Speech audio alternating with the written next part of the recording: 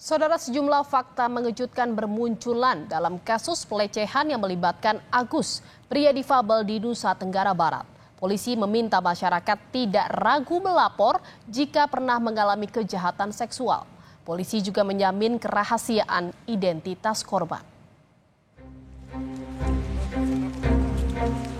Kasus dugaan pelecehan seksual yang melibatkan Agus, pria difabel di Nusa Tenggara Barat, terus menuai polemik. Kini sejumlah fakta mengejutkan bermunculan. Salah satunya dari pengelola homestay yang buka suara soal Agus. Saat rekonstruksi, ia menyebut tersangka sering datang membawa perempuan yang berbeda-beda ke penginapan miliknya dan keluar kamar dalam kondisi menangis. Pada dasarnya iya, si Agus memang sering datang ke sini, orangnya nggak hampir setiap hari gitu. Memang sering ke sini, tapi bukan langganan gitu. Kalau langganan sih enggak, dia banyak di banyak tempat, bukan di sini aja kan. Cuman pas kejadian kan di sini. Dia ke sini tuh sama cewek? Berbeda, Pak. Cewek yang berbeda. Dalam seminggu berapa kali? Hampir setiap hari. Sebelumnya rekonstruksi disaksikan Kompolnas, kuasa hukum dan pendamping korban digelar Polda NTB. Dari 3 lokasi rekonstruksi, semula ada 28 adegan dalam BAP. Namun kemudian berkembang menjadi 49 adegan yang diperagakan berdasarkan keterangan yang diberikan tersangka. 3 lokasi yang kita lakukan di dalam BAP, sebenarnya ada 28 adegan yang tertuang dalam BAP yang kita skenariokan. Tetapi saat ini berkembang di lapangan itu ada 49 adegan.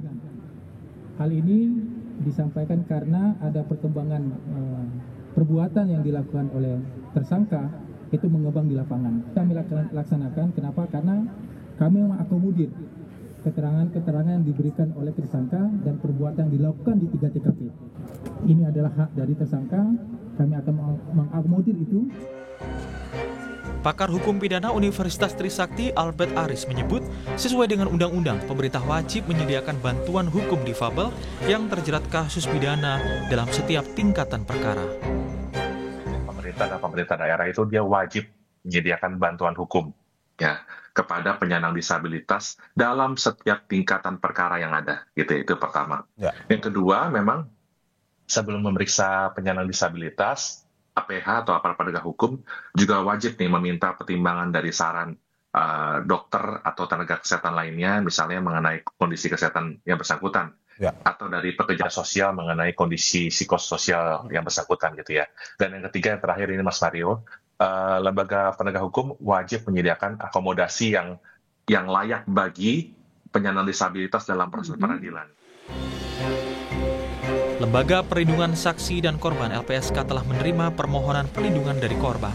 Wakil Ketua LPSK, Sri Supariyati, mengatakan akan memberikan fasilitas guna memperkuat proses peradilan pidana. Yang mengajukan permohonan, kemudian 2 orang pendamping karena mendapatkan tekanan psikologis ya, seolah-olah kejadian itu tidak terjadi. Padahal korban menyatakan itu terjadi. Itu yang kita fasilitasi untuk memperkuat proses peradilan pidana, dan saya kira itu menjadi bagian kerja LPSK di dalam menguatkan proses peradilan pidana. Tugasnya LPSK memastikan bahwa keterangan yang diberikan oleh saksi korban adalah berdasarkan apa yang dia lihat, dia dengar, dan dia alami. Komisi Disabilitas Daerah NTB mengungkap korban asusila pemuda disabilitas menjadi 15 orang, 3 diantaranya masih di bawah umur. Polisi meminta masyarakat untuk tidak ragu melapor jika pernah mengalami kejahatan seksual. Polisi juga menjamin kerahasiaan identitas korban. Tim Liputan, Kompas TV. Saudara, usai jeda kami akan hadirkan informasi mengenai setelah